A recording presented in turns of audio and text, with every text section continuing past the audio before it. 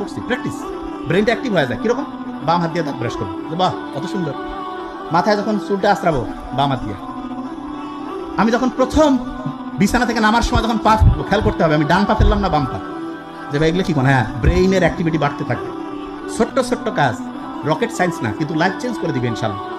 এবং আব্বা আম্মার সাথে দেখা সাক্ষাৎ, যারা একই জায়গায় থাকি, আব্বা আম্মার সাথে হচ্ছে সালাম দিব।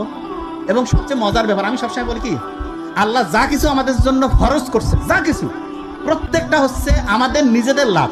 কিরকম? আমি মায়ের সাথে বাবার সাথে একটু হাসি মুখে কথা বললাম, অক্সিটোসিন ক্ষরণ হইল। অক্সিটোসিন হচ্ছে আমাদের রক্তে যে নালীগুলো আছে না, কাপড় ময়লা হলে যেমন সার্ফ এক্সেল আর সাবান দিয়ে ধুই, অক্সিটোসিন হচ্ছে রক্তের নালীগুলোকে এরকম পরিষ্কার করে দেয়। এবং তখন হয় কি, রক্ত ঠিকভাবে প্রবাহিত হয়, ব্রেন চাঙ্গা, হার্ট চাঙ্গা, মন খুশি, যা খুশি অসাধারণ কিছু করবো। বাপ মাও খুশি, আমরাও খুশি।